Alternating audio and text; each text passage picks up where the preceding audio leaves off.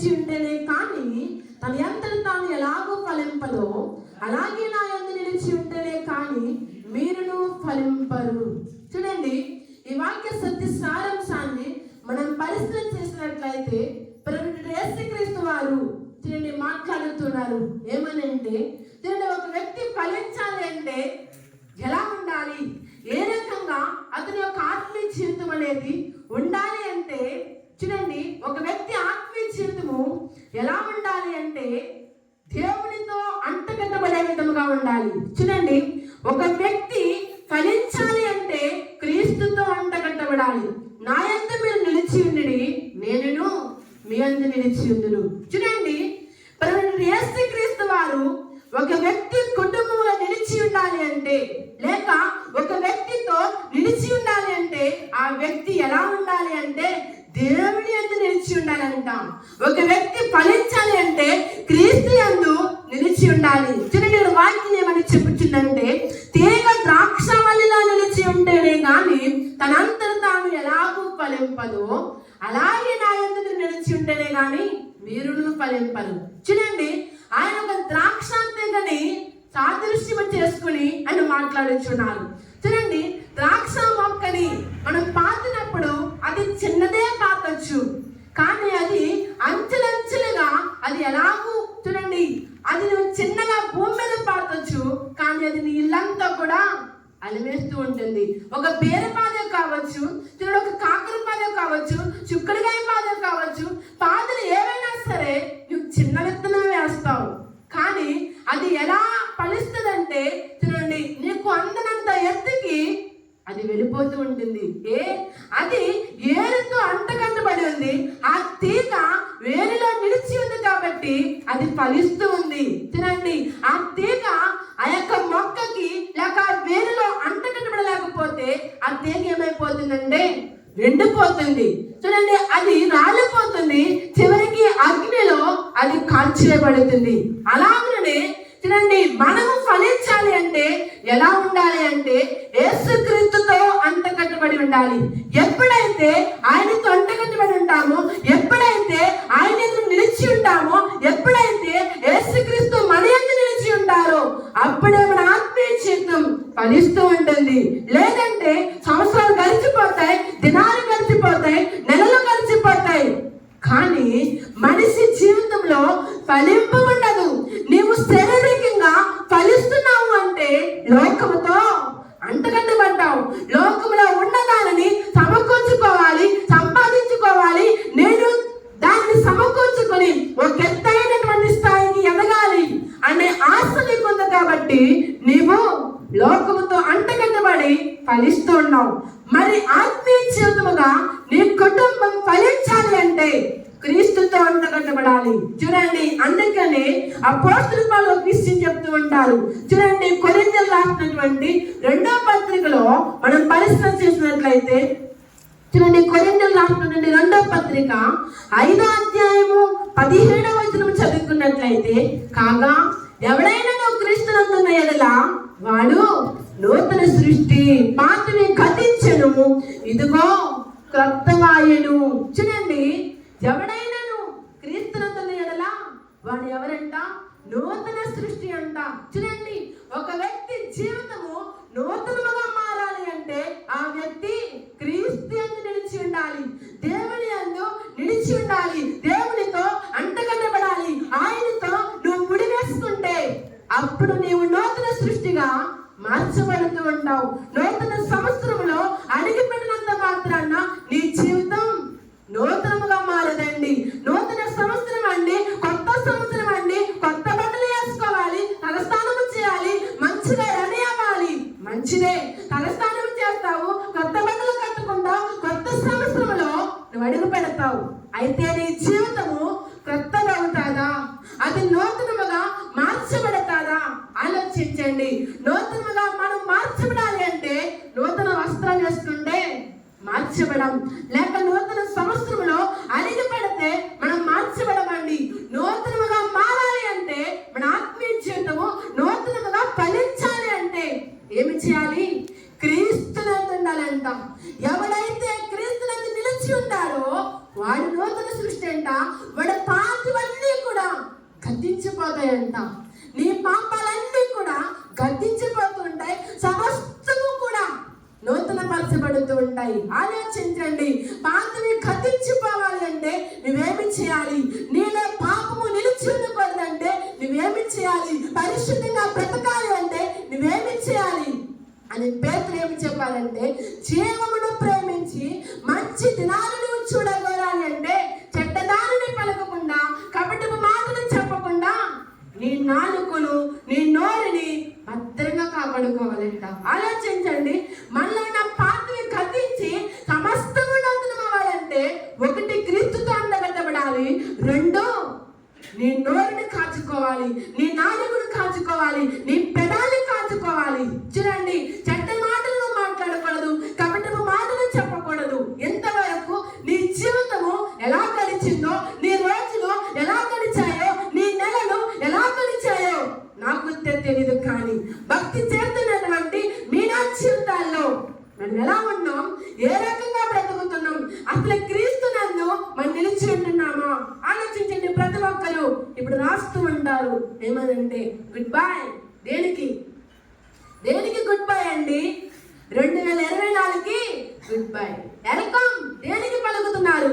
వచ్చే మరి కొన్ని గంటల్లో రాబోయే 2025. చూడండి, వెల్కమ్ పలకవలసింది దానికి కాదు, గుడ్ బై చెప్పవలసింది 2023 కాదు, 24కి కాదు. దేనికి గుడ్ బై చెప్పాలి అంటే నీలోన్న పాపానికి గుడ్ బై చెప్పాలి. నీలోన్న పాపానికి, నీలోన్న అతిక్రమానికి, నీలోన్న ద్వేషానికి, నీలోన్న కోపానికి, నీలోన్న లోక ఆస్తులకి నువ్వు ఫుల్ స్టాప్ పెడితే, నువ్వు గుడ్ బై చెప్తే అప్పుడు వెల్కమ్. ఏమిటి అంటే నూతనమైనవి, క్రొత్తవి, దేవుడి యొక్క శక్తి, దేవుడి యొక్క ప్రభావం నీలోనికి ఎంటర్ అవుతుంది.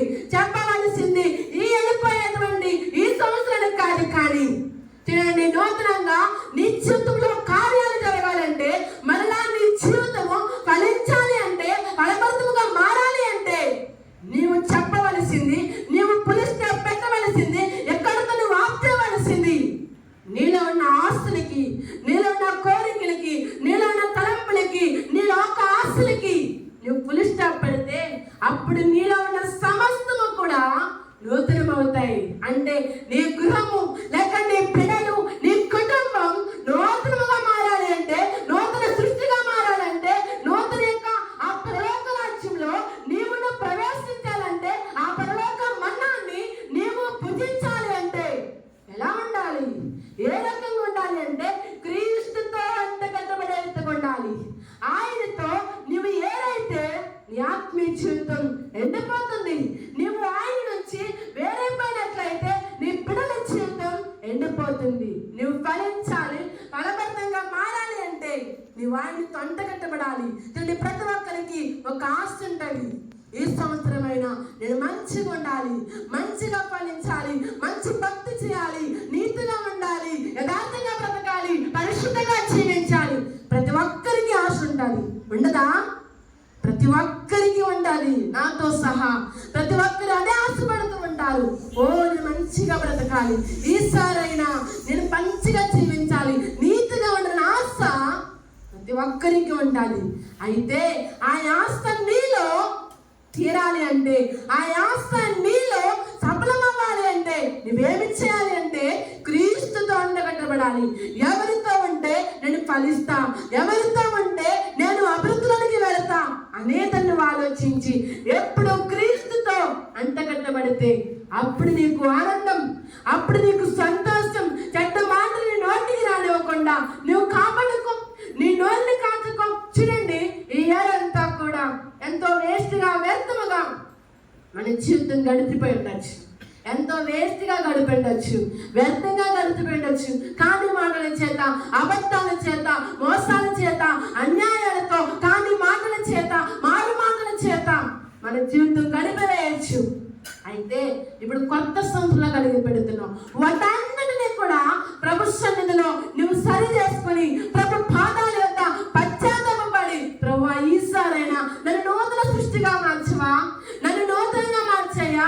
ఎన్ని సంవత్సరాలు ఆలోచించండి, దేవుని యొక్క దీర్ఘశాంతం ఎన్ని సంవత్సరాలు మన పట్ల కనిపెడుతుంది. ఇప్పటికీ సత్య సువార్త మీ వద్దకు వచ్చి ఎన్ని సంవత్సరాలు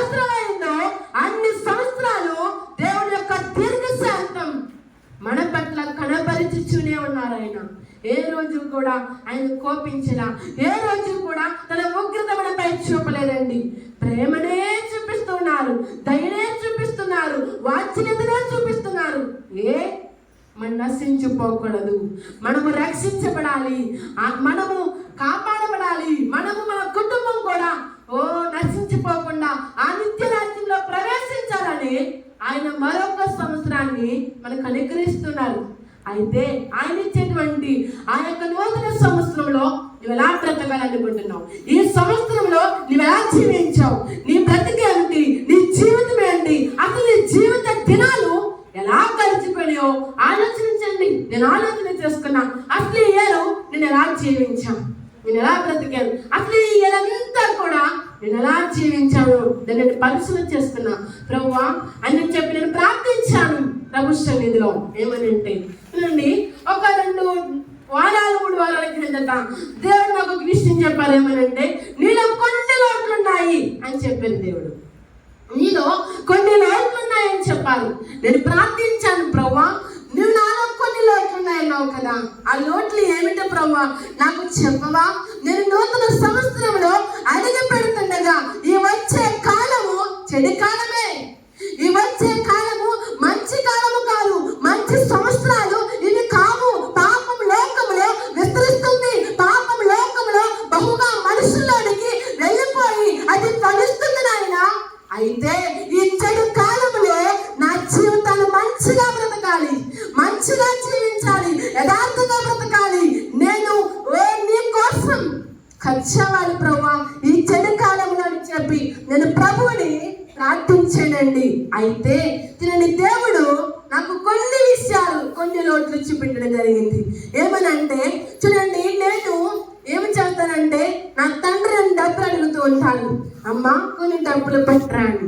అయితే నన్ను ఎవరొకరు, నా సహోదరుడు కావచ్చు లేక ఎవరైనా కావచ్చు, నన్ను అడుగుతూ ఉంటాను డబ్బులు ఇమ్మని. నేనేం చేస్తానంటే నేను డబ్బులు లెక్క పెట్టినప్పుడైనా కొత్త కాగితాలన్నీ పైన పెట్టుకుంటాను, పాత కాగితాలన్నీ కింద పెడతాను అనమాట. అయితే ప్రభువు నాకేం చూపించారంటే, నేను డబ్బులు అడిగాను అనుకోండి, కొత్త అన్నీ ఉంచేసుకుంటా, పాత అన్నీ ఇచ్చేస్తాను బయటికి, కొత్త నీట్గా ఉన్నాయి మాత్రం అలా ఉంచుతాను అనమాట. అవి లాస్ట్ ఖర్చు చేస్తా. పాత ఉన్నాయి అనుకోండి ముందే ఇచ్చేస్తాను అనమాట. అది తప్పు అని చెప్పాను. నా సహోదరుడు ఎన్నో మందిని అడిగేవాడు, నాకు పాత కాగితాలు ఇస్తానండి, కొత్త కాగితాలు ఇవి బ్యాంకులో వెళ్ళమని చెప్తాను, వెళ్తాయి నువ్వు ఇచ్చేస్తాయి అని చెప్తాను. అయితే నా సోదరుడు చాలా సార్లు నన్ను అడిగేవాడు, ఎప్పుడో 100కి లేక 2-3 సార్లు ఇస్తాను, ప్రతిసారి పాత కాగితాలు అయిపోవాలి, కొత్త కాగితాలు ఎంచుకోవాలనుకుంటా. అది దేవుడు నాకు చూపించాను. నువ్వు ఇలా ఇస్తున్నావు కదా, కొత్త కాగితాలు ఎంచుకుంటున్నావు, పాత కాగితాలు ఇస్తున్నావు, అది తప్పు అని చెప్పి ఈ రోజు మధ్యాహ్నం నేను ప్రార్థనలో కూర్చుని ప్రార్థిస్తుండే దేవుడు నాకు అది చెప్పారు. మరొక విషయం ఏం చెప్పారంటే, నువ్వు ప్రార్థనలోకి వెళ్ళిన తర్వాత నువ్వు కూర్చుని మాట్లాడుతున్నావు అని చెప్పారు. జస్ట్ నాకు అలా దేవుడు నాకు చూపించారు, నాకు మెలుగు వచ్చింది. నా తల్లి దేవుడు ఏం మాట్లాడని అడిగింది, వెంటనే నీ విషయం చెప్పడం జరిగింది. అమ్మా నాకు దేవుడు ఈ విషయం చెప్పారు, ఈ రోజు నువ్వు ప్రార్థనలోకి వచ్చిన తర్వాత నువ్వు మాట్లాడుతున్నానని చెప్పారు. ఇప్పుడు నేను నీతో మాట్లాడుతున్నాను కదా, అదే విషయం దేవుడు నాకు చెప్పారమ్మా, మాట్లాడకూడదు అని చెప్పి నేను మరలా తల వంచుకొని ప్రార్థించడం మొదలు పెట్టాను. చూడండి, మరొక విషయం ఏం చెప్పారంటే, డబ్బులు ఎక్కువ ఖర్చు చేస్తావు ఈ ఇయర్లో అని చెప్పారు దేవుడు నాకు. చూడండి, అలా ప్రభువు అనేక లోట్లు నాకు చూపించడం జరిగింది. ఇంకొక లోటు ఏంటంటే, అది నా జీవితంలో ఆశ్చర్యకాయ చేసింది ఆ లోటు. చూడండి, నేను ఈ ఫోన్ వాడతాను, టచ్ ఫోన్ నేను వాడను. అయితే నాకు ఒక దర్శనం కలిగింది. ఆ దర్శనంలో చూడండి నేను అంటున్నమాట, ఏమంటే నా సహోదరుడి దగ్గర తన భార్య దగ్గర టచ్ ఫోన్లు ఉంటాయి. అయితే వారు ఎలా ఉన్నారంటే మనుషుల దృష్టికి వీళ్ళు టచ్ ఫోన్ వాడుతున్నారు అని ఉంది. నేను ఎలా ఉన్నానంటే ఈ అమ్మాయి టచ్ ఫోన్ వాడదు అని ఉంది నా పేరు. చూడండి, అయితే ఆ దర్శనంలో నేను చేసే పని ఏంటంటే టచ్ ఫోన్ నేను వాడను, కానీ టచ్ ఫోన్ చూస్తానండి. టచ్ ఫోన్ మాత్రం నేను చూస్తా, అవసరానికి వాడతా. చూడండి, కొన్నిసార్లు అలా అనవసరమైన కూడా, అంటే వ్యర్థమైన దృశ్యాలు కాదు కానీ టైం పాస్ విషయంలో అనవసరంగా ఒక్కోసారి కూర్చుని నేను చూసేస్తూ ఉంటా. కానీ మనుషుల దృష్టి నేను ఎలా ఉన్నాను, టచ్ ఫోన్ వాడదు అన్న విషయం ఉంది, కానీ టచ్ ఫోన్ చూస్తున్నాను. దేవుడు ఆ విషయం చెప్పారు, ఇదిగో నీ సహోదరుడు దృష్టిలో టచ్ ఫోన్ వాడుతున్నారు, నువ్వు మనుషుల దృష్టిలో టచ్ ఫోన్ వాడట్లేదు, కానీ దాన్ని చూస్తున్నావు కదా, అది తప్పు అని చెప్పారు. నేను నా తండ్రి దగ్గరికి వెళ్ళి ఈ దినము నేను ఒప్పుకోవడం జరిగింది. ఎందుకనంటే పాతి వినాలో గతించిపోవాలి, సమస్తములు నూతనంగా మారాలి, నూతన పరచబడాలి. నా ఇక నూతన సంవత్సరంలో నా జీవితాన్ని నూతనంగా ప్రారంభించాలి అన్న ఆశ చేత నేను ఈరోజు నా తండ్రి దగ్గరికి వెళ్ళి నాకు దేవుడు లాంటి లోటులు చూపించారు అని ఒప్పుకోవడం జరిగింది. ఆలోచించండి, భక్తి చేస్తున్నటువంటి మీనా జీవితాల్లో దేవుని యొక్క సేవకులు అబ్రహాము గారు ఒక విషయం చెప్పడం జరుగుతుంది. ఏమనంటే సిగరెట్ కాల్చడంతో దాని పీల్చలను కూడా అంతేనంట. అలాగా టచ్ ఫోన్ వాడట్లేదు, కానీ నేను చూస్తున్నా నీవు వారితో సమానం అని చెప్పేది ఉన్నాడు. నేను వాడట్లా, ఇదే ఫోన్ వాడతా, దీంతోనే ఫోన్ మాట్లాడతా, కానీ ఒక్కొక్కసారి నేను ఆన్ చేసి చూస్తూ ఉంటాను, అవసరమేని చూస్తాను. ఒక్కొక్కసారి ఆ అవసరం వాటిలోనే ఇది ఏంటి క్వశ్చన్ మార్క్ ఇస్తాడు కదా మనల్ని ప్రేరేపించడానికి. చూడండి, అలాంటి టైంలో అసలు ఇది ఏంటో చూద్దాం అని దాంట్లోకి వెళ్ళి మళ్ళీ వెంటనే వెనక్కి వచ్చేస్తాం, కానీ అది దేవుడికి తప్పని చెప్పాలి. ఆలోచించండి, భక్తి చేస్తున్నటువంటి మీనా జీవితాల్లో టచ్ ఫోన్ వాడకుండా చూడటమే తప్పైతే టచ్ ఫోన్ నీ చేతిలో ఉంది అంటే లోకాన్ని నువ్వు చేత్తో పట్టుకున్నావు. మరి లోకాన్ని నీ చేత్తో పట్టుకుని పరిశుద్ధంగా బ్రతకాలి అంటే అది ఎలా సాధ్యం? అది ఎలా సాధ్యం అవుతుందండి? నేను నీతిగా బ్రతకాలి, యథార్థంగా బ్రతకాలి, పరిశుద్ధంగా బ్రతకాలి అంటే అది సాధ్యమా? ఆలోచించండి. చెవిని చేత్తో పట్టుకుని, పాముని చేత్తో పట్టుకుని ఇది నన్ను కరవకూడదు, ఇది నన్ను కొట్టకూడదు అంటే సాధ్యమా? కంపల్సరీ కూడగాలి. చేమైనా సరే మన మీదకి ఎక్కిందంటే అది వెంటనే మనల్ని కుడుతూ ఉంటుంది, అది కొట్టకుండా అది ఉండదు.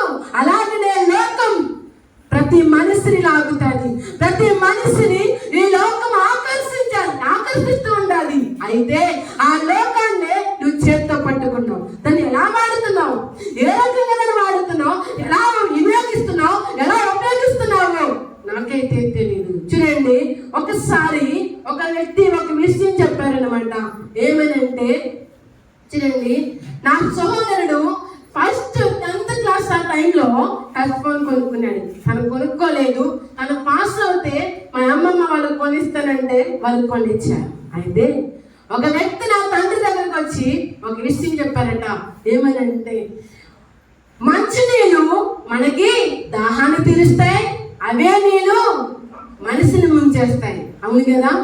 ఆ విషయం చెప్పారట. నీళ్ళు మనిషికి ఉపయోగమే, అవే నీళ్ళు ఎక్కువైతే మనిషిని ముంచేస్తాయి. కరెంటు మనకు ఉపయోగమే, దానితో జాగ్రత్తగా ఉంటే అది మనిషిని చంపేస్తుంది. అలాగనే టచ్ ఫోన్ మనిషికి ఉపయోగమే, కానీ అది అనవసరంగా వాడితే అది మనల్ని ముంచేస్తుంది, అది మన పాపములకి పడేస్తుంది అని చెప్పారట. వెంటనే నా సహోదరుడి దగ్గర ఆ ఫోన్ అలా జస్ట్ అలా వచ్చింది, అలా అనిపిస్తారు, జస్ట్ అలా చేతికి వచ్చింది, వెంటనే అనిపిస్తారు అనమాట. ఈ వయసులో నీకు ఫోన్ వద్దు అని చెప్పి. ఆలోచించండి, భక్తి చేస్తున్నటువంటి మన జీవితాల్లో ఏది మనకి అవసరమో అదే మనం ఉంచుతుంది. నీకు అవసరమే, అదే వర్షం ఎక్కువ కురిస్తే ఆ వర్షమే అలా ముంచేస్తుంది. కరెంటు మనకు అవసరమే, అజాగ్రత్తగా ఉంటే మనిషిని చంపేస్తూ ఉంటుంది. అలాగనే ఫోన్లు మనకు అవసరమే, కానీ వాటితో అజాగ్రత్తగా ఉంటే అవి మనల్ని పాపములను పడేస్తాయి, అవి మనల్ని ముంచేస్తూ ఉంటాయి. చూడండి, ఒక సహోదరి సువార్తకి వెళ్ళినప్పుడు ఒక విషయం చెప్పింది. తన కుమారుడు ఫోన్ వాడుతున్నారట, వ్యర్థమైనటువంటి దృశ్యాలు చూస్తున్నారమ్మా, చెప్పినా సరే వినట్లేదు.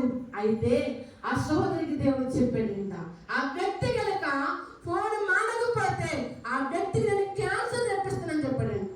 ఇంత పిల్లోడు, ఆ పిల్లోడికి ఫోన్ మానకపోతే క్యాన్సర్ తెప్పిస్తానని సొంత తల్లికి చెప్పాడు దేవుడు. నేను ఆశ్చర్యపోయా. సువార్తకు వెళ్ళినప్పుడు ఆ సహోదరు నాకు ఆ విషయం చెప్తే, ఫోన్ మానకపోతే క్యాన్సరా, అది వాడినందుకు క్యాన్సరా అంటే ఆ బిడ్డ లేక యవనస్తుడు ఎంతగా దిగజారిపోయాడు అని ఆలోచించండి. ఆ తల్లి ఎంతో వ్యాధులు చెందుతుంది, ఎంతో బాధ చెందుతుంది, కన్నీరు మున్నీరని బొర్ర కొట్టుకుంటూ ఏడుస్తుంది. అమ్మా, నా కడుపున బిడ్డకి క్యాన్సర్ వస్తే నేను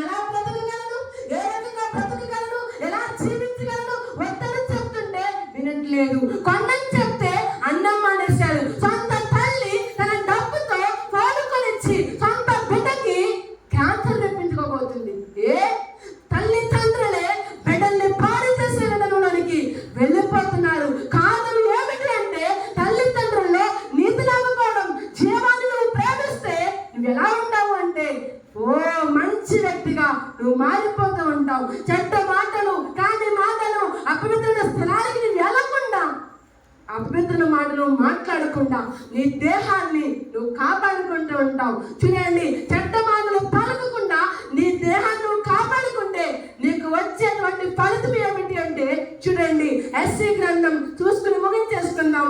ఎస్సీ గ్రంథం 58వ అధ్యాయము 9వ వచనం నుంచి చదువుకున్నట్లయితే, అప్పుడు నీవు పిలవగా యెహోవా ఉత్తరం ఇచ్చెను, నీవు మొరపెట్టగా ఆయన నేనున్నానను. ఇతరులను బాధించుటయు, వేలిపెట్టి చెప్పి తిరస్కరించుటయు, చెడ్డదాన్ని బట్టి మాట్లాడి నువ్వు మాని ఆశించిన దాన్ని ఆకలి కొనడానికి ఇచ్చి శ్రమపడిన వారిని తృప్తిపరిచిన యెడల చీకటిలో నీ వెలుగు ప్రకాశించును. చూసారా, చెడ్డదాన్ని బట్టి నువ్వు మాట్లాడడం మానివేస్తే, వేలిపెట్టి తిరస్కరించేటువంటి బుద్ధి నీలో లేకపోతే, ఇతరుల్ని బాధించకుండా, ఎవరిని బాధ పెట్టకుండా నీ జీవితాన్ని నువ్వు కొనసాగిస్తే ఎలా ఉంటుందంట? చీకటిలో నీ వెలుగు ప్రకాశిస్తుందంట. నువ్వు ఆశించిన దాన్ని ఆకలి కొనడానికి ఇవ్వాలి. ఇవ్వగలవా? నీకు డబ్బు ఆశ ఉంది, దాన్ని ఇతరులకు పంచి పెట్టగలరా? ఆలోచించండి. అలా ఆశించిన దాన్ని నువ్వు ఆకలి కొని వారికి ఇస్తే చీకటిలో వెలుగు ప్రకాశిస్తుందంట. అదే కదండి, చూడండి, అంధకారం నీకు మధ్యాహ్నం వల్ల ఉండును, యెహోవా నిన్ను నిత్యము నడిపించును, క్షామ కాలమున ఆయన నిన్ను తృప్తిపరిచి నీ ఎముకలను బలపరచును. నీవు నీరు కట్టిన తోట వలెను, ఎప్పుడునూ ఉపుకుచుండు ఓట వలె, నీటి ఓట వలెను ఉండదు. చూసారా, నీవు కనుక చెడ్డదాన్ని బట్టి మాట్లాడడం మానేస్తే, నీతిగా బ్రతికితే, యథార్థంగా జీవిస్తే, ఈ లోకములో అన్యాయం చేయకుండా, ఎవరిని మోసం చేయకుండా, ఎవరిని కించపరచకుండా, చెడ్డ మాటలు మాట్లాడకుండా నీవు కనుక జీవిస్తే, ఎప్పుడు కూడా ఉప్పుకుచుండే నీటి ఓటలే నీ కుటుంబం ఉంటుందంట. క్షామ కాలమున శ్రమ నీకు వచ్చినప్పుడు, కష్టాలు నీకు వచ్చినప్పుడు, వ్యాధులు నీకు వచ్చినప్పుడు, ఏమీ లేని పరిస్థితుల్లో దేవుడు నీ ఎముకలు బలపరుస్తాడంట. అంటే నీ పిల్లలు, నీ ఎముకలంటే నీ పిల్లలే. నీ పిల్లల్ని దేవుడు ఆశీర్వదిస్తాడంట. నీ పిల్లల్ని దేవుడు హెచ్చిస్తాడంట. ఎప్పుడు కూడా ఉబుకుచుండే నీటి ఓట వలె నీ కుటుంబం ఉండాలంట. నిత్యము దేవుడు నిన్ను నడిపిస్తాడంట. చీకటిలో వెలుగునిచ్చే దీపం వలె నువ్వు మారుతావంట. కాబట్టి వెలుగునిచ్చే దీపం వలె ఉండాలా? దేవుడిని ఎముకల్ని నీ బిడ్డల్ని బలపరచాలా?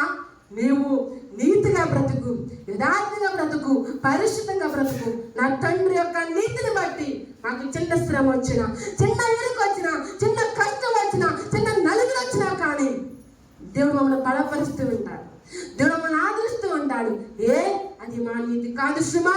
నా తండ్రి జీవిత జీవితమే ఆయన ఎముకలనగా మేము. మమ్మల్ని దేవుడు బలపరుస్తూ ఉంటాడు. మా విశ్వాసాన్ని అభివృద్ధి పరుస్తూ ఉంటాడు. అనేక సందర్భాల్లో, అనేక విషయాల్లో ఆయన మమ్మల్ని విడవకుండా నిత్యము కూడా మా వెంట ఉండి నడిపిస్తూ ఉంటాడు. ఏ కారణం? దేవుని సేవకులు వారు బ్రతికినటువంటి విధానం బట్టి. కాబట్టి తల్లిగా తండ్రిగా ఉన్నటువంటి మీరు ఎలా బ్రతుకుతున్నారు దాన్ని ఒక్కసారి పరిశీలన చేసుకునండి. నీ ఎముకల్ని అంటే నీ బిడ్డల్ని దేవుడు బలపరచాలంటే, నీ కుటుంబాన్ని దేవుడు నిత్యము నడిపించాలంటే, చీకటిలో ఉన్నవారికి మీరు మార్గాన్ని చూపాలంటే, చీకటిలో నీ వెలుగు ప్రకాశించాలి అంటే నీవు నీతిగా బ్రతకాలి, యథార్థంగా బ్రతకాలి. జీవితాన్ని యథార్థ జీవితంలో జీవిస్తే అప్పుడు నీకు, నీ కుటుంబానికి క్షేమం. అప్పుడు దేవుడిని నిలిచి ఉంటే, క్రీస్తుతో అంటగడబడితే అప్పుడు నీవు నూతన సృష్టిగా నువ్వు మారుతావు. నూతన సంవత్సరంలో అడిగిపెట్టినంత మాత్రాన మన జీవితం లేక మన బిడ్డల జీవితం, మన కుటుంబం నూతనముగా మారదండి. క్రొత్త బట్టలు వేసుకుంటే క్రొత్త జీవితం రాదు. క్రొత్త జీవితం రావాలి అంటే పాపాన్ని విసర్జించండి, లోకం నుంచి వేరేవండి, ఈ దినం నుండి క్రీస్తుతో అంట కట్టబడండి. ఇప్పటికి ఈ 365 రోజులు కూడా గతించిపోయింది. ఇంకా కొన్ని గంటల్లో మనము వెళ్ళబోతున్నాం నూతన సంవత్సరంలో. మరి ఆ సంవత్సరం నువ్వు ఎలా బ్రతకాలనుకుంటున్నావో నాకు తెలియదు. నీ ఉద్దేశము, నీ మహాగానాలు ఎలా ఉన్నాయి నాకు తెలియదు. కానీ